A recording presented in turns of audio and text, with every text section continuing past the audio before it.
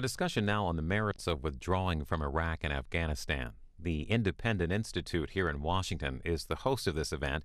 It's about 90 minutes. Welcome to the Independent Institute's Policy Forum on Iraq and Afghanistan. You will undoubtedly hear a different point of view from the Democratic administration or the Republican opposition here today. Our panel today consists of Peter Galbraith, former Deputy Special Representative of the Secretary General of the UN to Afghanistan and former Assistant Secretary General of the UN. And also, he's the former ambassador to Croatia. So that's a lot of titles there. Chuck Pena, who's a senior fellow at the Independent Institute, and myself. And I'm Ivan Eland, the Institute's director of the Center on Peace and Liberty. I'll also speak first because I'm standing up here, and I'll moderate the question and answer. So you'll be seeing a lot of me, I guess, maybe too much. But, and after the program is finished, everybody's welcome to stay for the informal lunch, which we'll just have right in this room. Now, of course, what prompted this forum was that the President recently gave a John Kerry-like speech last Tuesday that essentially said, we will escalate the war before we de-escalate it.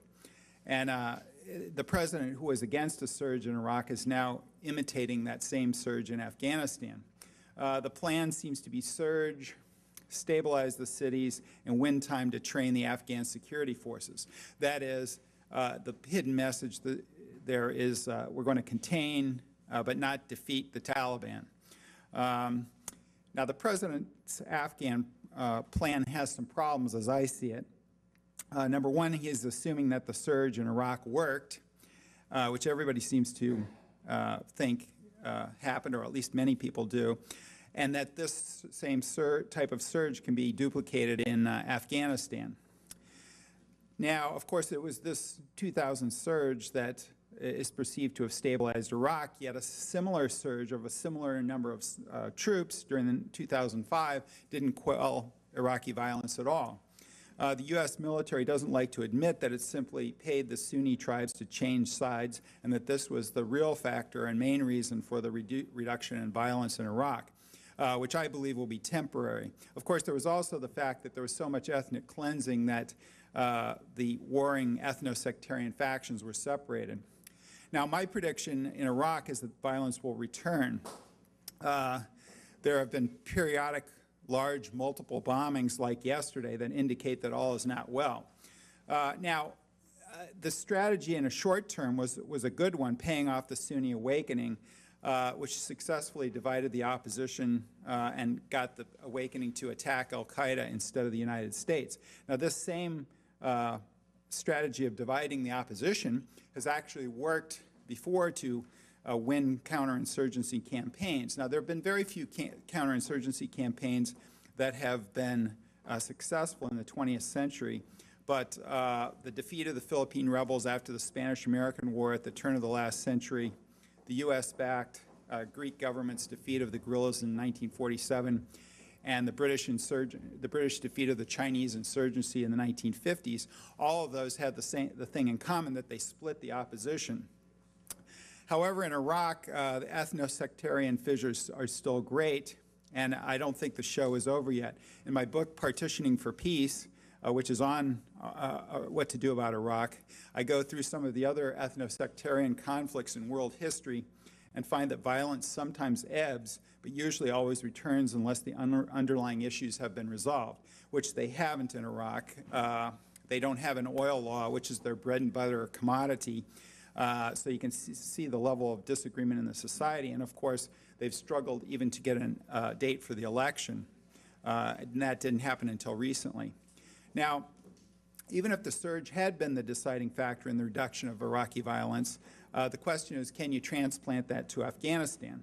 Afghanistan is a much different country and a much harder fight to win. Here are some of the reasons. The Taliban has a more zealous insurgency than the former Ba'athists in Iraq. Afghanistan is a bigger country, has more people in Iraq, and there are fewer forces there. And according to the U.S. military's own rules of counterinsurgency warfare, the U.S. would have to have nearly 600,000 troops in Afghanistan to be effective. Now, of course, that's a rule of thumb, but the basic principle is that we're way under that, and there's no hope that we'll ever get up to that high. So I think we see the daunting task ahead. Iraq is flat, Afghanistan is mountainous, of course making it much easier for the guerrillas. Unlike Iraq, the Afghan Taliban have a sanctuary in Pakistan, which is supposedly our ally, but which only goes after the Pakistani Taliban and not the Afghan Taliban. Now, the Afghan Taliban is always useful to the Pakistani government to counter the Indian influence in Afghanistan, especially when the U.S. is likely to leave, as the President signaled his intention to at least start pulling out troops by 2011. So that was, I think, a message to the Pakistanis that perhaps they should, elements of the Pakistani military, that they should keep supporting the Afghan Taliban. Now, in Iraq, the insurgency was primarily urban, whereas in Afghanistan, it's rural. Because of the war, the civil war, and the assassinations, in addition, the tribal leadership is weaker in Iraq, or is weaker in Afghanistan than in Iraq, and there's no awakening movement in Afghanistan. The Taliban are Afghans who, for the most part, don't target civilians, whereas al-Qaeda in Iraq is led by foreigners and does purposefully attack civilians to stir up ethno-sectarian hatred. That, of course, alienates many has alienated many Sunnis in Iraq. And of course, in Afghanistan, we have the corrupt Karzai government who stole the election and rules only Kabul. So much of Afghanistan is effectively run by the Taliban. In addition, we've had 8 years where the U.S. has oscillated between a kinetic counterterrorism strategy and a counterinsurgency strategy that tries to protect people. And we've seen the last oscillation of that. This happened during the Bush administration, and now it's happening again in the Obama administration, that we're moving back to a counterinsurgency strategy. Now, besides Afghanistan being a much harder nut to crack than Iraq, we now have a lot of domestic factors affecting U.S. policy. The American public is war-weary after 2 wars have stretched out over many years, and I think it's politically perilous for any politician in a democracy to escalate a war that is already unpopular. Even LBJ didn't do that when he escalated the Vietnam War. U.S. spending in Afghanistan is more per year than any other military spends on the planet. So we're dumping a lot of resources into Afghanistan. The Afghan war is expected to cost another $1 trillion over the next 10 years. And of course, we're still racking up the bills in Iraq. At the same time, the U.S. is running a $1 trillion annual deficit, budget deficit per year during a recession. We'll probably undertake an expensive health care program that will cost between $1 trillion and $2.5 trillion over 10 years, and not to mention the massive solvency problem looming over the Social Security and Medicare systems coming down the road. So it's really questionable whether the U.S. can afford to fight 2 wars simultaneously under these revised circumstances. Now, the U.S. military has backhandedly admitted that it can't win in Afghanistan, but hopes the surge will allow it to disrupt and degrade, quote unquote, the Taliban, which really means containing the Taliban in urban areas until the Afghan security forces are up to speed. But of course, all the surge troops will not be in place until the fall of next year, giving them only 9 short months until the withdrawal supposedly begins. The Afghan forces are small, corrupt, incompetent, drug-ravaged, and it will take much longer than even the 5 years that Karzai has specified for them to be able to secure the country by themselves. The problem is in Afghanistan, contrary to what people believe, is that you can't conquer Afghanistan. Afghanistan has been conquered many times. The problem is subduing it and controlling it, which it rarely has been. I think you have to go probably back to the Persian Cyrus to find anyone who's actually controlled Afghanistan. And one of the reasons for that is there's disparate groups living spread out, and it's very difficult to control this type of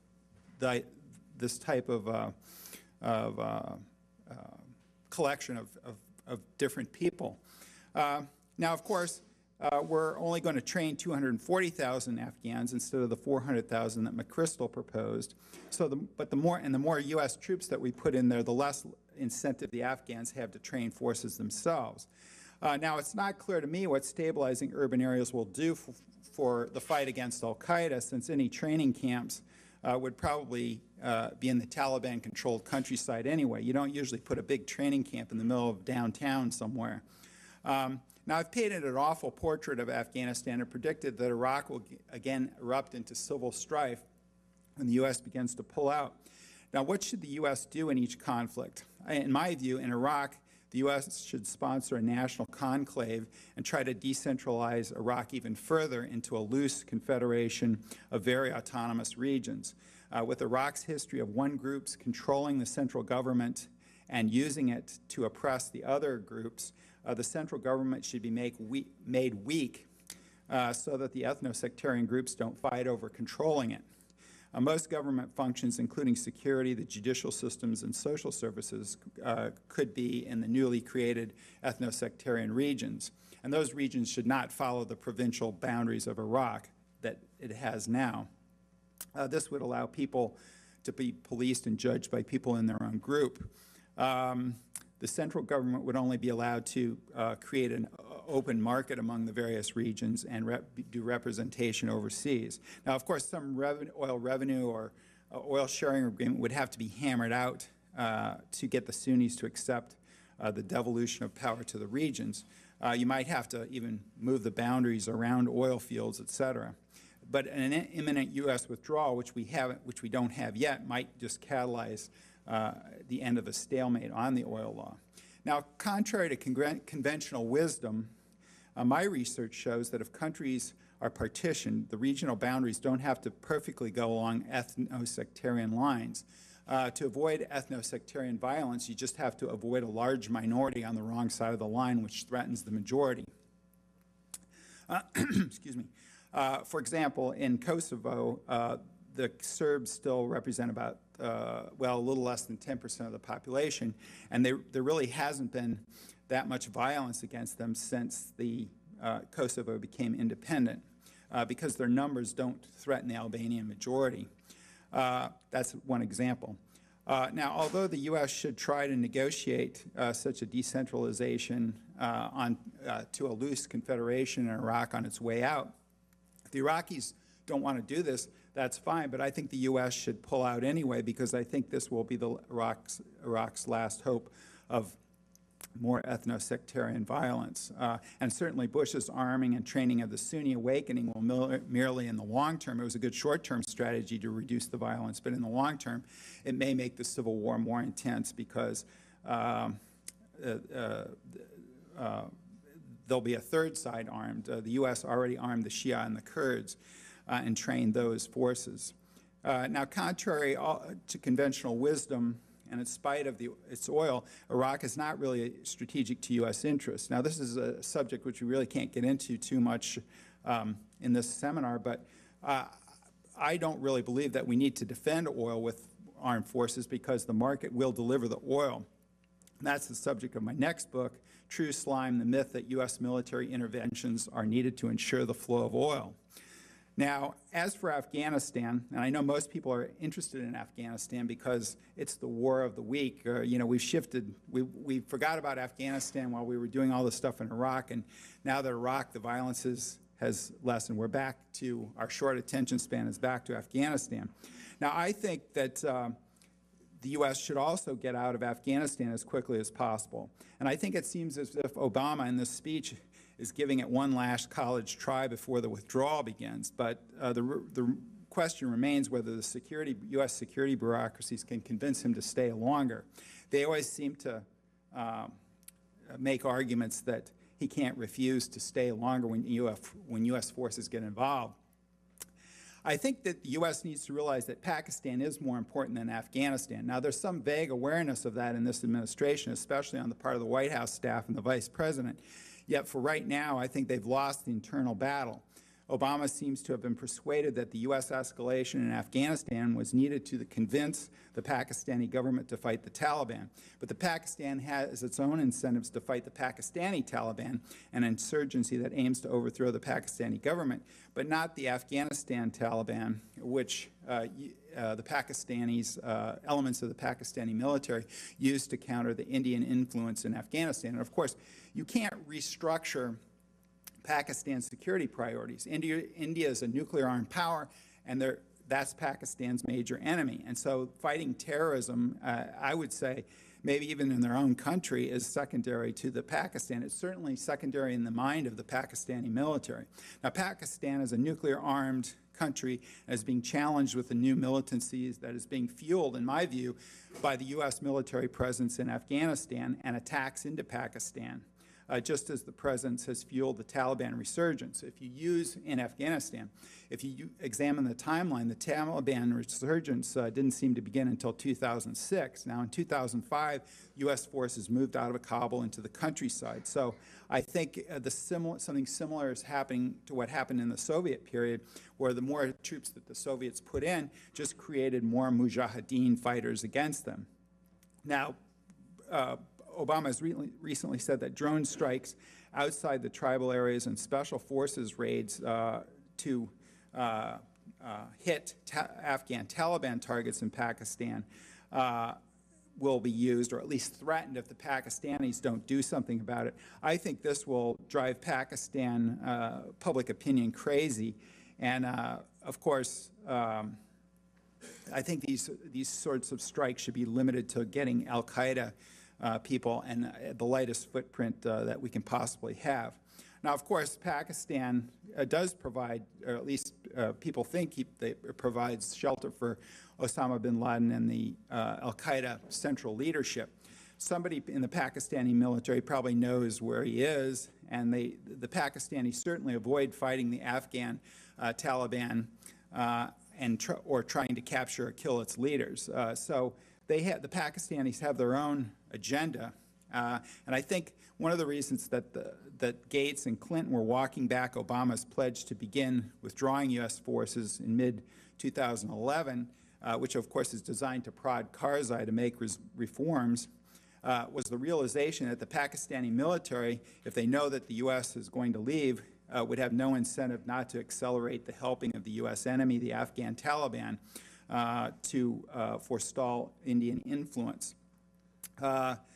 Now, of course, McChrystal said yesterday that it wasn't important, this withdrawal date wasn't important to his strategy, which basically blows the message to Karzai that we'll be leaving. So they're sending sort of a muddled message. Now, I don't think Obama, he doesn't necessarily have to say that the U.S. is going to withdraw, because the Pakistanis have already experienced the U.S. inherent limited attention span, which we don't ever really acknowledge too much in the United States, which has happened time and time again. So our chief ally in the region will probably continue supporting our enemy and our chief enemy in the region, which is kind of a bizarre thing to have happen, if you know what I mean. But that's what's going on, right? The Taliban will not be defeated, and it will outweigh the United States. But what if the Taliban weren't our enemy? What's my solution to this problem? What I would say is that we need to distinguish between the Taliban, which is a local insurgency, and al-Qaeda, which is a worldwide insurgency, terrorist group that is targeting the U.S. And that's a big difference, because when you're a guerrilla group, you hold territory. And when you hold territory, you can be deterred a lot more than you can be if you're a terrorist group, and you can't be threatened. We don't want to repeat what we did in the Cold War, but it seems like what we're doing. We remember when we thought all communists were the same, but then, oh, there were the Chinese communists, and then there were the Soviet communists, and then there was, of course, communists like Tito and those types of communists, which we eventually kind of, both the Chinese and the Yugoslav communists, we sort of made friends with, at least to some extent, to prod our Soviet enemy. In fact, Richard Nixon made friends with the more radical Chinese in sort of not an alliance, but a loose alignment to counter the Soviets. So I think we have to distinguish. All these people aren't the same, and a lot of the rhetoric, even that we're getting from the administration, seems to think that they are. So what do we do? Well, I would try to buy off what Taliban you can as a way to minimize casualties and lower violence so that we can get out. You have to accept the eventual reality that the Taliban will help govern or govern Afghanistan. I would rely on the Afghan Taliban's chief supporter, the Pakistani military, to make sure that they don't harbor al-Qaeda. The Taliban should have learned its lesson that harboring al-Qaeda will bring the U.S. hammer down. And of course, we still have options. We could invade again, although this time we wouldn't remain. We could use the threat of periodic airstrikes, something that any Taliban government would like to avoid if they're trying to govern the country, because they do hold territory and we can't hold them accountable. And, you know, if the Taliban plays ball with us and doesn't harbor al-Qaeda, then we leave it alone. Now, the British press has reported that in prior negotiations with the Taliban, it recognized U.S. interest in not having al-Qaeda sheltering Afghanistan. And, of course, in the vast Taliban-controlled parts of Afghanistan, the Taliban hasn't been harboring al-Qaeda in training camps. And so that gives some cause for hope. People do learn their lesson. When the Germans and the Japanese had their countries bombed into rubble, they changed sides. I'm not saying that the Taliban would necessarily do that, but certainly they may be much more pragmatic than we think. Now, to give the Pakistanis an incentive to pressure any Taliban government not to harbor the Taliban, we could or not to harbor al-Qaeda, excuse me, we could offer to mediate what Pakistan wants most, and that is a resumption of the talks with its rival, much more powerful rival, India. Now, if the Pakistanis do this, and they also produce the al-Qaeda leadership, the U.S. could even offer to pressure India to make a permanent peace with Pakistan. Now, if Pakistan doesn't play ball and doesn't pressure the Afghan Taliban not to harbor al-Qaeda, the U.S. simply could realign with India, end all bilateral aid to the Pakistanis, and end all U.S. support for World Bank and IMF support for the sagging Pakistani economy. Now, also, I think the Pakistani insurgency will be attenuated when the U.S. leaves Afghanistan, because what drives the Islamists crazy is non-Muslim occupation of Muslim soil, which, of course, is what the U.S. has been doing, and the exact opposite of what we should have been doing after 9/11. Excuse me. Finally, the al-Qaeda central leadership, of course, could move to Yemen or Somalia, so Afghanistan is not any more important than the other countries as a potential shelter. Now, the administration just made the argument that winning in Afghanistan, where the 9/11 attacks emanated from, will embolden the Islamic militants and harm U.S. prestige. Now, I think these are similar to some of the arguments that were made during the Vietnam War. If Vietnam went to the communists, you know, all these bad things would happen, which never really happened. Now, I think we can continue to use law enforcement, intelligence, airstrikes, and special forces to contain al-Qaeda in any of those potential sanctuaries, and including Afghanistan and Pakistan if we have to. And I think containing the Taliban, instead of just containing al-Qaeda, actually makes the problem worse, because you have the foreign occupation. So, excuse me, but I think we need to pressure Pakistan and get them to do what they can. Now, if they don't do what we can, then we need to keep al-Qaeda contained with the least footprint available. So, excuse me, doing no harm should be the first U.S. objective, and I'm afraid we're not doing that. We actively encourage Islamic militancy in the Cold War years as a bulwark against atheistic communism, but we're still doing that inadvertently by occupying Muslim soil. And bin Laden must be pleased by both Obama's surge and Bush's excursion into Iraq. So I think we need a lighter touch and concentrate on counterinsurgency and drop the counterterrorism and drop the counterinsurgency. And I think we'll be much better off. Now, there's no perfect solution, but that's what I have in mind. So we'll go now to our second speaker, Peter Galbraith.